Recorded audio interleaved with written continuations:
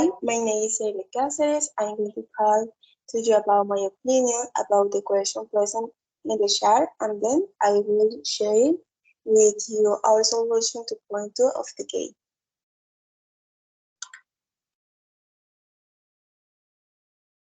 In the first questions, if you choose to invoice only in dollars, the exposure per transaction may be affected to factors such as exchange rate fluctuation because if the local currency weakens against the dollars, the local currency generated by dollars will decrease. It is also affected by factors such as translation risk and translation costs, which are delayed more extensively in the case.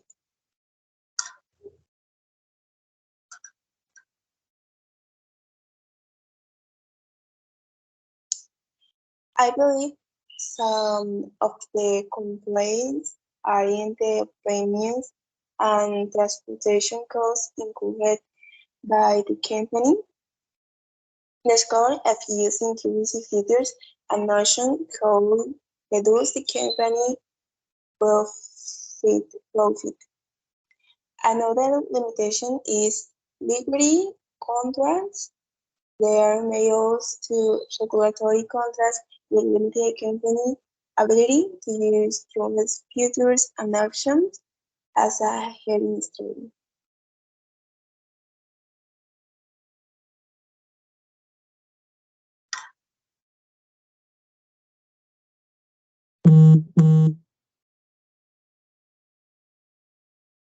How could the company hedge against inversion rules?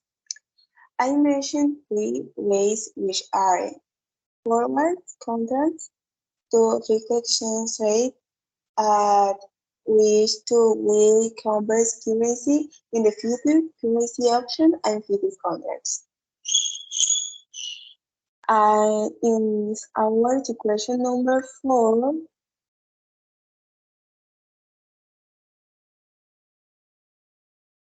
international corporate governance refers to measures and practice adopted to companies to ensure strategic elements, regulatory compliance, and oversight of the activity in the global environment. This involves studying a sound governance structure, ensure transparency in decision-making and accountability, and manage the risks associated with international operations. Some of the obstacles include anti-takeover clause applied by the target company, points being applied by the target company, and host government boundaries. The 5 questions.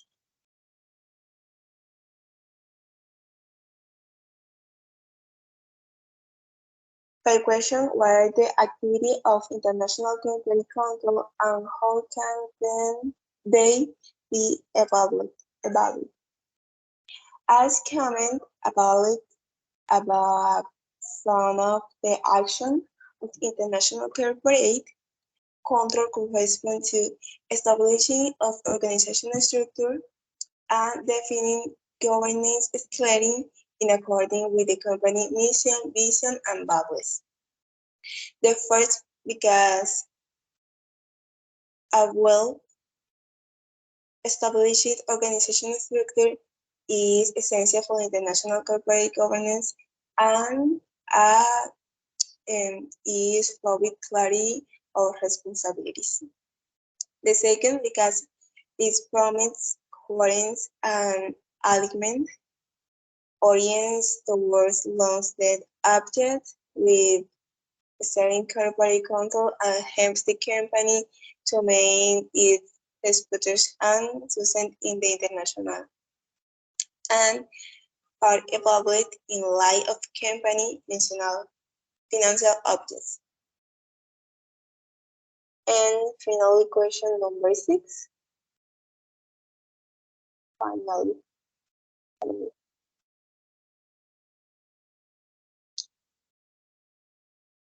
what are the common for the corporate governance? We point out 3. And first, governance directs involves the board's responsibility for choice accompanying top executors, including the CEO. 2. Institutional investors play a role in company governance.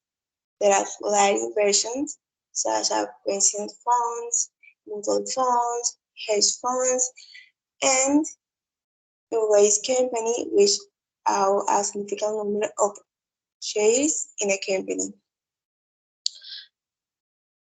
On the whole, military shareholders, governance rates to international investment or individual shareholders. Hello, my name is Stephanie Gaviria, and I'm going to talk about the guide number 3 of according to the course International Finance. In the first part, there is a question that is when and how might your exposures per transaction be affected if decided to only invoice in dollar? In this part, well, I think that when a company invoices exclusively in dollars, its purchase per transaction can be affected by exchange rate fluctuations, competitiveness challenges, and liquidity risk. In the first part, fluctuation in exchange rates between the dollar in the local currency can be impact the company's profitability when converting the dollar income into local currency.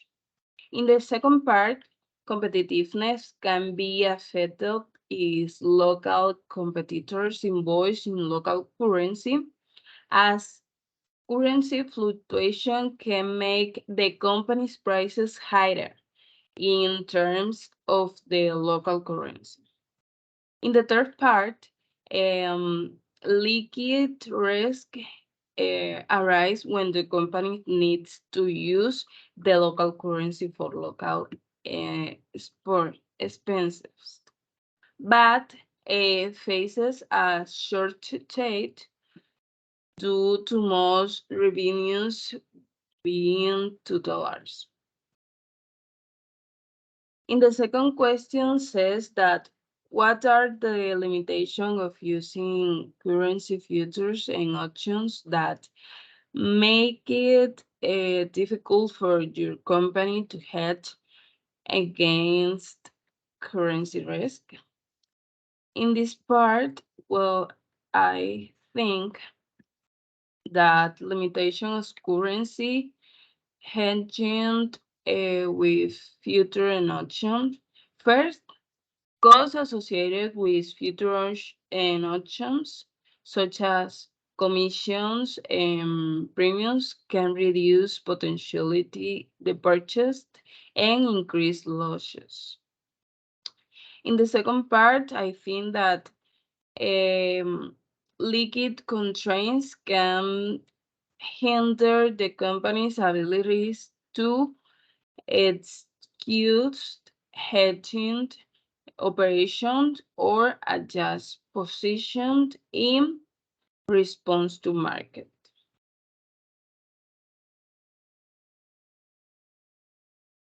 In the third part, I think that a company, according to Madura, there are several strategies that a company can use to cover itself against conversion, sports, and some of these strategies include natural coverage, forward contrast, currency options, and foreign exchange swaps and reductions of net exports. In the first part, I think that it says, well, what does international corporate control consist of, and what are its barriers?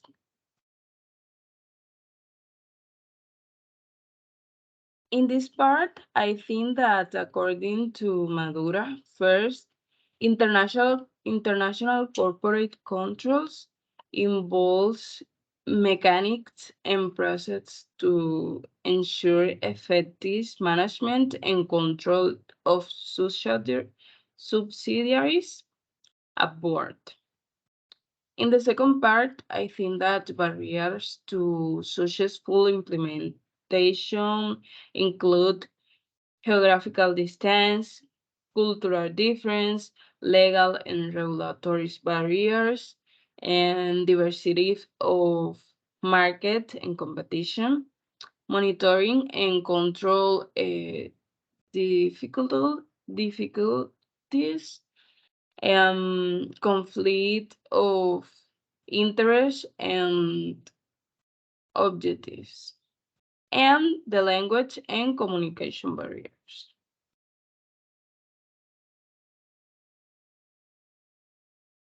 In the fifth question says, what are the actions of international corporate control and how can they be evaluated? In this part, I think that actions include establishing corporate um, policies and guidelines, supervision and monitoring, establishment of internal control systems, and effective communication. And the second part, evaluation involves analyzing financial performance, associating risk, and ensuring regulatory compliance, and evaluating the strategy's performance. In the last part says, what are the common forms of corporate governance? Well, I think there is actors that are important,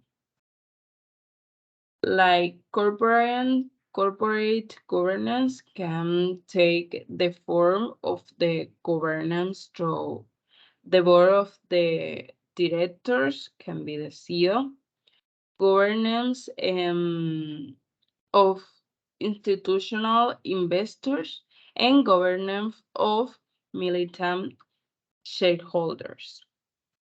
And the board of the directors selects to management and makes important decisions. Institutional investors hold significant shares but may have limited influence, and million shareholders exert considerable influence on the company management. And in conclusion, well, I think that currency sports poses risk that can be mitigated through diversification and careful consideration of hedging strategy. And the second part, well, I think that international corporate control and international corporate governance are crucial for effective management and protection of shareholders' interest. and a good corporate governance requires transparency, accountability, and active participation of institutional investors. Start with the question when and how might your response per transaction be affected if you decide to only invoice in dollars? My opinion in this situation is the choice to invoice in a single currency, in this case the dollar, can have significant implications. For example, if a company is engaged in the import or export of goods and services and choose to invoice in dollars, it will be exposed to changes in the exchange rate between the dollars and its local currency when converting export revenues or import costs. This means that if the exchange rate increases after the sale has been made, the revenues from that sales will be negatively affected due to currency translation. In addition, the company may also face similar risks when dealing with local sales in its local currency. If the exchange rate fluctuates and the local currency appreciated in relation to the US dollar, revenues generated from the sales of products in local currency may decrease when translated into US dollars. This fluctuation may affect the revenues received by the company and generate uncertainty in its financial performance. The other question is, what are the limitations of using currency futures and options that make it difficult for your company to hedge against currency risk? My opinion in this situation is using currency futures and options can be an effective strategy. And now pressing the point two.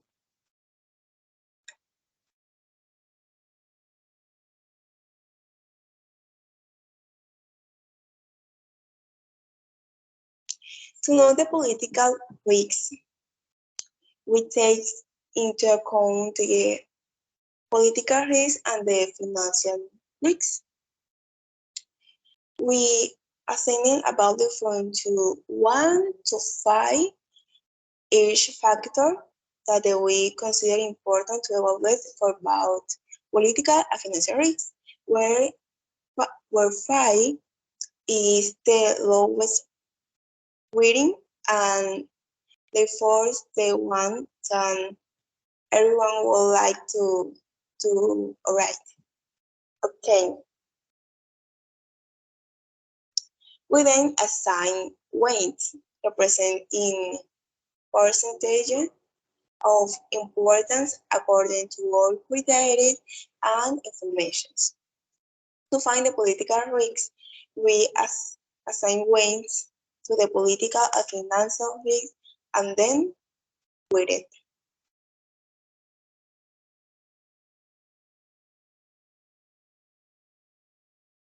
Following this process to solve the point, we obtain a counter risks of 2.16 for the A sport. In the first situation proposing in point B,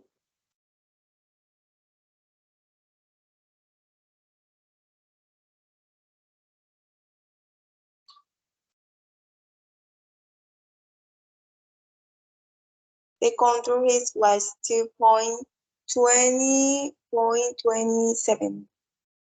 In this case, we consider that political and legal stability will have the greatest impact as some countries experience great political polarizations among their inhabitants, and disagreement from one party to another may result in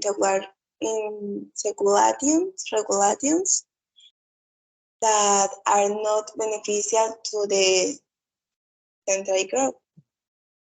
Colombia have made have made significant progress in this term of political stability and security in recent years. However, there are still sentence changes related to the international conflict. This can lead to conflicts and additional costs associated with international trade. In addition, there is a risk of fluctuations in the toy market, which will cause prices to fluctuate and keep the appreciation of the dollar. This situation will increase the price product ex exported exported from the United States to Colombia, thus harming to Colombian market. Other important factor I mentioned in the case. Since EduPlay will only consider project in countries with countries rating of 3.5 or higher, this project will not be carried out. Summary expands the business in USA presents a moderate level of risk, considering factors such as political establish, trade policy, police, toy market fluctuation, and financial risk. On the other hand, maintaining this business in Colombia as an importer offers a lower level of risk with improved political established but challenge relate to security and corruptions. The final decision is that the business it will not won't run in the expansion, and it's important to note that the establishment of political and legal environments in both countries will continue to have a significant impact. Fluctuation in the toy market and exchange rates can affect prices and also profit margins and overall business performance. Additionally, I want to say that transportation and logistic infrastructure in Colombia may still pose challenge that can impact delivery times and producibility and operation efficient. Ultimate, well, I think that the decision should weigh the potential growth opportunity in the chosen country against the lower risk and closer proximity to the local market in Colombia. Thank you so much.